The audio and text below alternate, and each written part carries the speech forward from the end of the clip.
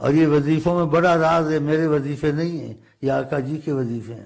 لا الہ الا اللہ آقا جی لایا، قرآن آقا جی لایا، تسبیحات آقا جی لایا، ان کی ترتیب بتائیے۔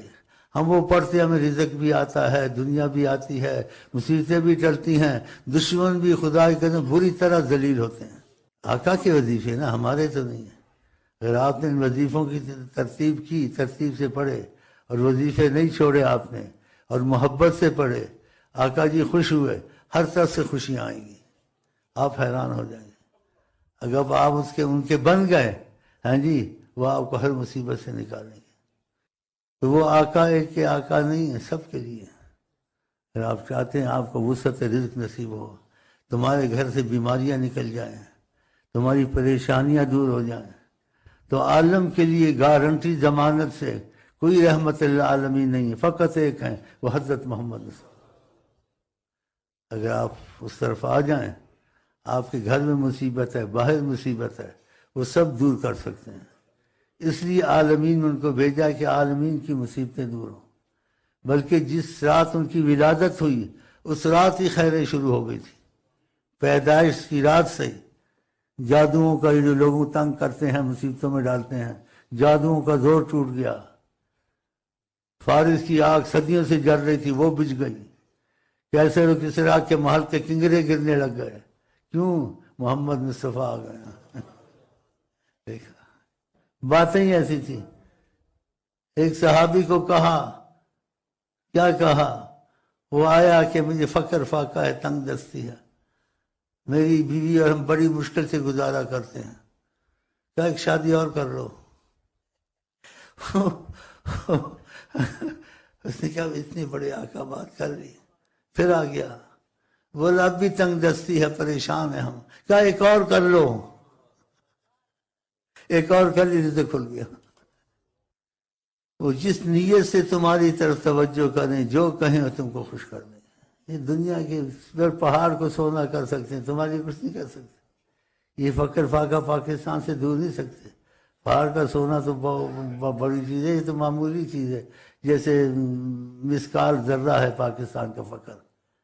تو آپ ان کے بنے نہ، یہ دروشی پڑھتے ہیں، نمازیں یہ قضا کرتے ہیں، فلمیں یہ چلاتے ہیں، ہاں جی، انگریزوں سے کافروں سے دوستیاں کرتے ہیں۔ یہ لیڈر تمہارے جاتے ہیں پاکستان میں، اپنی عورتوں کو کافر لیڈروں سے ہاتھ ملواتے ہیں، یہ غیرت ہے؟ تو پھر کہاں سے خیر ان کے ہاتھوں سے ہم کو تم کو آئی ہے؟ کم سے کم 5 وقت کی وقت کی نماز ہی لیڈر پڑھیں اور غیرت رکھیں۔ آقا جی کہتے ہیں بے غیرت جنت میں نہیں جائے گا۔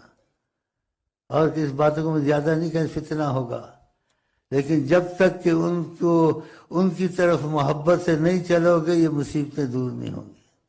دنیا کی مصیبتیں دور کرنے کے لیے خدا نے رحمت للعالمین آقا کو بنایا۔ اس لیے ایک لمبی حدیث میں بہت سے لفظ آپ نے کہے، میں بھول گیا ہوں۔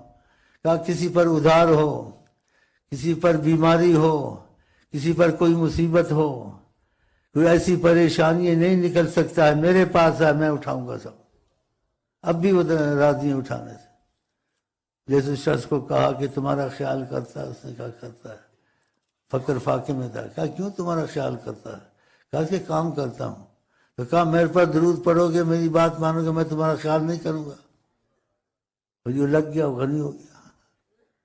تو اللہ توفیق دے، اگر آپ کو 5 وقت کی نماز نصیب ہو گئی، تھوڑی سی محنت کر لی آپ نے، وظیفے نہیں چھوڑے اور اشراق کی نماز نہیں چھوڑی کہ فجر کی نماز پڑھ کے آپ بیٹھ جاتے ہیں، جب سورج نکلتا ہے 4 رکعتیں پڑھتے ہیں، آپ کا رزق اتنا تیز ہو جائے گا کہ جو سبب سے کماتا ہے اس سے تیز ہو جائے گا۔ کہ آقا جی نے کہا اشراق میں رزق ملتا ہے بہت، تو یقین ہونا چاہیے۔ اتنی مشقت سے آدمی مرتا 4 رکعتیں پڑھ لے، کیا سبب بن جائیں گے؟ تو اللہ تعالیٰ اس چیز کی توفیق دے۔ اور یقین ہونا چاہیے، نبی پر یقین نہیں پھر کس پر یقین ہے؟ اور یہ فقر اتنی مصیبت ہے، کفر تک پہنچاتا ہے انسان کو۔ کہتا ہے انسان میت کو بیٹھ کے روتا ہے اور فقر کو کھڑا ہو کے روتا ہے۔ یہ اتنی مصیبت ہے معیشت، اور یہ آپ کے نبی کریم کے طفیل آسان ہو جائے گی۔ صبح کی نماز پڑھیں، اپنی جگہ پہ بیٹھے رہیں، جب سورج نکل آئے 4 رکعتیں پڑھ لیں، اور خدا توفیق دے تو ایک تسبیح سبحان اللہ و بحمدہ سبحان اللہ العظیم پڑھیں، اول آخر درود ابراہیمیہ 3 دفعہ، 2 پڑھیں تو اور مصیبتیں دور ہوں گی، رزق اور تیز ہوگا، 3 پڑھیں گے اور آپ کی مرضی جتنی پڑھ لیں، کم سے کم 5 ضرور پڑھ لیں، 1 سال تک پڑھیں، دیکھ آپ کے ساتھ کیا ہوتا ہے۔ ہمارے ساتھ تو یہی ہوتا ہے، پتہ نہیں چلتا کدھر بریانی آ رہی ہیں، کدھر سے بکرے آ رہے ہیں، تو کدھر سے پتہ نہیں کیا آ رہا ہے، میں کیسے تم کو بتاؤں، کدھر سے چیک آ رہا ہے، میں تم کو کیسے بتاؤں ساری باتیں، پھر مجھے اغوا کر لو گے تم لوگ۔ اتنا کرم آقا کی زبان سے چیز نکلے وہ غلط ہو سکتی ہے؟ آپ کوشش کریں آپ کے گھر میں رحمت آئے، 5 وقت کی نماز نہ چھوڑیں۔ نماز چھوڑنا آقا جن کا کفر ہے، بہت بڑا، زنا سے بڑا گناہ ہے نماز چھوڑنا، قتل سے بڑا گناہ ہے، قتل ہو زنا ہو آپ اس کو کبیرہ گناہ کہیں گے، کفر نہیں کہیں گے، نماز چھوڑنا کفر ہے، کفر۔ ایک حدیث میں فرمایا میں ان کے گھروں کو جلا دوں، کسی کو اپنی جگہ امام بناؤں جو لوگ نماز نہیں پڑھتے جماعت سے۔ اگر 5 وقت کی نماز خدا انشاءاللہ آپ کو توفیق دے اور یہ وظیفے آپ سے نہ چھوٹیں، اور اشراق پڑھ کے 2 3 4 تسبیح آپ پڑھ لیں، سبحان اللہ و بحمدہ سبحان اللہ العظیم، آپ کا رزق دور ہونے کے علاوہ مصیبتیں بھی بہت دور ہوں گی۔ آقا جی کے ایک کلام میں کہتے ہیں لفظ پورے ادا کرے، تو لفظ پورے میں ادا نہیں کر سکتا جو انہوں نے کہا ہے، تو اتنا تم کو مفہوم اس کا بتا سکتا ہوں آپ کے کلام شریف کا، کہ اللہ تعالیٰ سارے کائنات کو رزق اس تسبیح سے دیتا ہے، سارے کائنات۔ سبحان اللہ و بحمدہ سبحان اللہ العظیم۔ پھر اس کلمے کی تعریف کی آقا جی نے بہت، کلمتان حبیبتان الی الرحمن، یہ 2 جملے ہیں، کہا بہت چھوٹے چھوٹے ہیں، لیکن خدا ان جملوں سے بہت خوش ہوتا ہے کوئی پڑھتا ہے۔ کلمتان خفیفتان، بہت ہلکے جملے، بورڈ نہیں، آدمی آسانی سے پڑھ لیتا ہے۔ سبحان اللہ و بحمدہ سبحان اللہ العظیم، کلمتان خفیفتان علی اللسان، زبان پر، حبیبتان الی الرحمن، رحمان کو بہت اچھے کلمے لگتے ہیں، پسند ہے۔ ثقیلتان فی المیزان، اور وزن میں قیامت میں تمہارے نیکیوں کے پلے میں یہ بہت بھاری ہوں گے۔ پھر فرمایا سبحان اللہ و بحمدہ سبحان، تسبیحوں کو پکڑ لو، میری طرف سے اجازت ہے، بھائیوں کو بھی سکھاؤ کہ ان کے فقر فاقے دور ہوں، مہنگائیوں میں اللہ کرم کرے گا۔ اور آقا پر یقین نہیں پھر تمہارا کس پہ یقین ہوگا؟ اپنی بیویوں کو بتاؤ، اپنے گھر میں بتاؤ، یہ وظیفے چلاؤ، درود کی برکت تمہارے گھر میں آئے، نماز کی برکت تمہارے گھر میں آئے، دشمن تمہارے ذلیل ہوں، یہ جادو ٹونا کرتے ہیں گھر میں، نا اتفاقیاں لڑائیاں رہتی ہیں، یہ ختم ہو جائیں گی۔ آقا جی نظر سے ہی نکال دیں گے، یا کسی کو کہہ دیں گے اس کے سے پڑھ لو کچھ نکل جائے، ایسا بھی کرتے ہیں۔ اگر کوئی ان کا ہو جائے تو قسمت کی بات ہوتی ہے نا، تو ایسا بھی کرتے ہیں، کسی کو کہہ دیتے اس کے لیے کچھ پڑھ دو۔ تو تم کو یقین ہونا چاہیے نبی کریم حیات النبی ہیں، موجود ہیں، تو آپ کیوں شک کی مزاج بنے ہوئے ہیں؟ آپ آفس میں جاتے ہیں، نوکری میں جاتے ہیں، ساتھ یہ چیزیں پڑھتے رہیں، کیا تمہارے تو چلتے پھرتے ہو جاتی، اور ساتھ درود شریف کثرت سے پڑھیں، یا وظیفے پورے ہو جائیں، ہر وقت عادت بنا لیں، کیا صلی اللہ علیہ وسلم یا درود ابراہیمیہ نہ چھوڑیں۔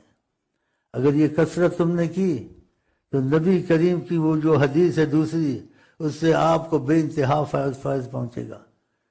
جیسے ایک صحابی کو آپ نے فرمایا مجھ پر درود زیادہ پڑھو، اس نے کہا وقت نکالوں گا، ایک حصہ وقت نکالوں گا۔